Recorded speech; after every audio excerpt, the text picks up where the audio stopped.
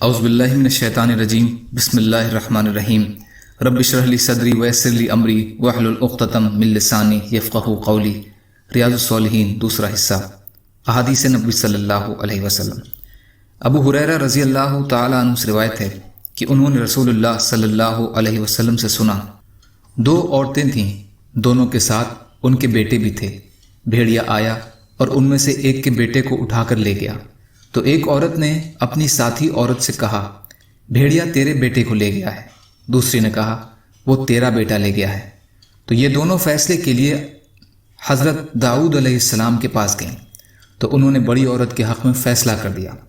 پھر یہ دونوں باہر نکل کر حضرت سلیمان بن داؤد علیہ السلام کے پاس چلی گئیں اور انہیں واقعہ بتلایا، تو انہوں نے فرمایا، میرے پاس چھری لاؤ، میں اس بچے کے ٹکڑے کر کے ان دونوں کے بیچ تقسیم کر دوں۔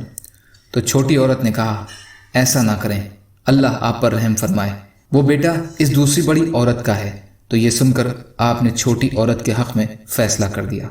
بخاری اور مسلم۔ فائدہ: حضرت سلیمان علیہ السلام بہت ہی سوجھ بوجھ کے فیصلے سے کام لے کر اس سے معاملے کی تہہ تک پہنچ گئے، لیکن انہوں نے یہ ہیلا حق کی تلاش کے لیے اختیار کیا، نہ کہ حق سے بچنے کے لیے۔ اس قسم کے ہیلے شریعت کے جواز میں کوئی برے نہیں ہیں، لیکن اس کے برعکس جو ہیلے شریعت سے منہ موڑنے کے لیے اختیار کیے جائیں تو وہ بڑے سخت گناہ ہیں اور یہودوں کا طریقہ ہے۔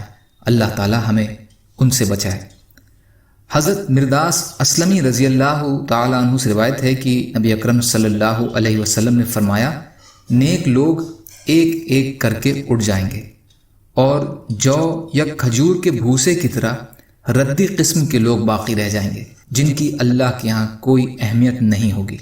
بخاری شریف۔ فائدہ: اس میں قیامت کے قریب نیک لوگوں کے اٹھ جانے اور بیکار قسم کے لوگوں کے باقی رہ جانے کی خبر ہے، جن پر قیامت قائم ہوگی۔ حضرت رفاع بن رافع زرقی رضی اللہ تعالیٰ عنہ سے روایت ہے کہ نبی اکرم صلی اللہ علیہ وسلم کے پاس جبریل علیہ السلام آئے اور معلوم کیا، تم بدر والوں کو اپنے اندر کیسا شمار کرتے ہو؟ آپ صلی اللہ علیہ وسلم نے فرمایا، سب مسلمانوں میں افضل۔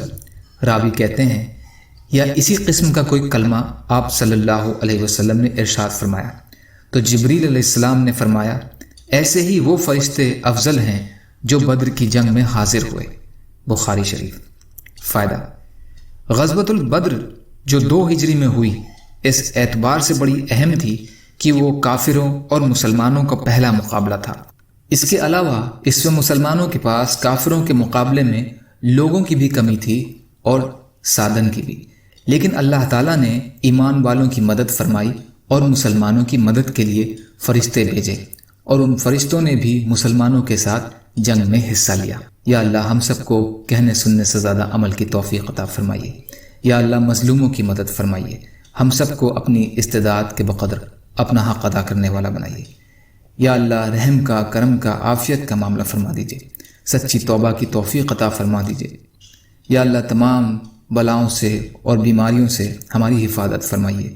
سبحان ربک رب العزت عما یصفون وسلام علی المرسلین والحمد للہ رب العالمین برحمتک یا ارحم الراحمین۔ لا الہ الا اللہ محمد رسول اللہ۔ والسلام علیکم۔